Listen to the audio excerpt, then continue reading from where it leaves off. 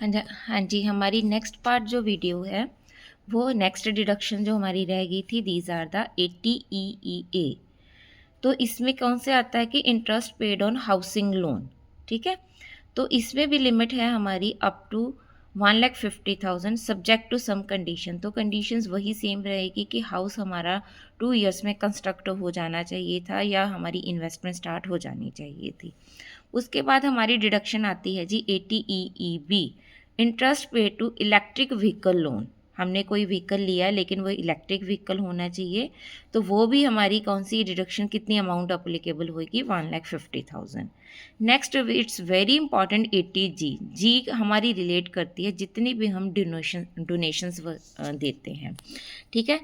इसकी डोनेशन की हमारे पास एक स्पेसिफिकली चार्ट होता है कि विदाउट एनी लिमिट लेकिन subject to be a qualified limit. Without any limit में हम 100% डिडक्शन भी देते हैं, 50% डिडक्शन भी देते हैं, लेकिन क्वालिफाइड लिमिट में भी सेम वही कंडीशन चलती है, 100% डिडक्शन एंड 50% डिडक्शन। लेकिन एक बात याद रखने वाली होती है कि no deduction shall be allowed under this section in respect to donation made in cash exceeding ₹2,000। लेकिन अगर हमने कैश में कोई डोनेशन दिया है और वो अमाउंट अगर 2,000 या 2,000 से ज़्यादा है, देन उसकी कोई भी डिडक्शन एप्लीकेबल नहीं हो सकती।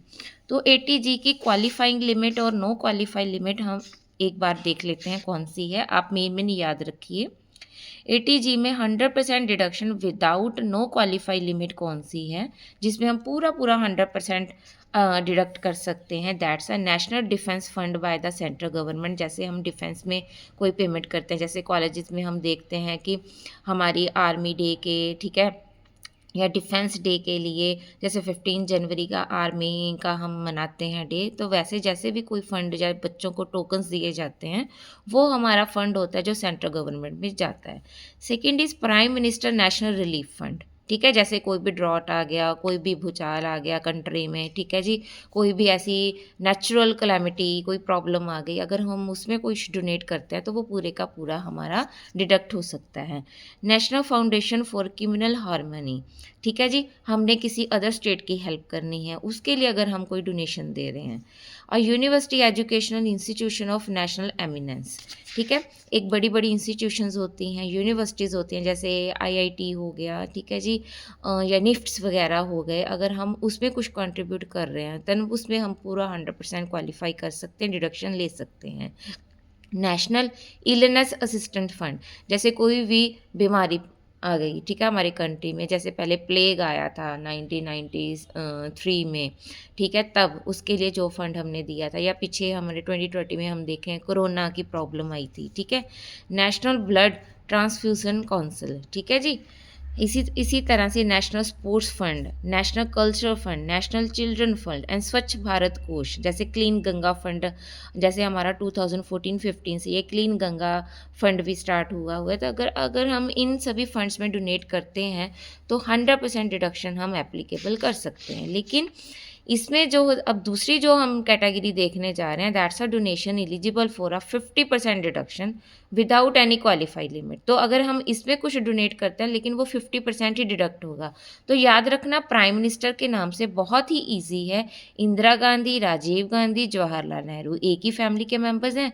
जवाहरलाल नेहरू इंदिरा गांधी के फादर थे, ठीक है जी, और इंदिरा गांधी जी राजीव गांधी की मदर थी।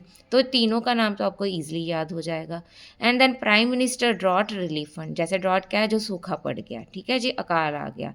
इस तरीके के फंड में अगर हम जब कभी डोनेशन देते हैं तो वो 50% ही हमको डिडक्शन मिल सकता है। तो 80G की बहुत इंपॉर्टेंट है, प्रैक्टिकल में इसके रिगार्डिंग बहुत ही क्वेश्चंस आते हैं। नेक्स्ट हमारी आती है जी 80GG, that's a rent paid reduce by 10% of total income before this deduction. अगर आप एक एम्प्लॉय हैं, ठीक है, पर उनको HRA नहीं मिलता तो इस डिडक्शन को दिया जाता है। HRA मतलब हाउस रेंट अलाउंस अगर आपको नहीं मिलता तो 80GG की डिडक्शन आप एप्लीकेबल कर सकते हैं। आई होप आपको ये सारा कुछ क्लियर हो रहा हो कंसेप्ट।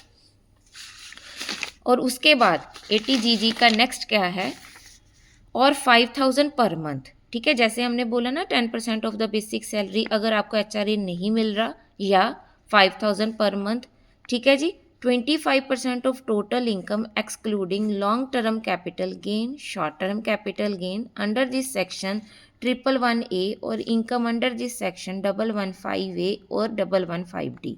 तो आप इसमें से याद रखना, दोनों में से which ever is lower amount होगी तो वो आप डिडक्शन के लिए एप्लीकेबल कर सकते हैं।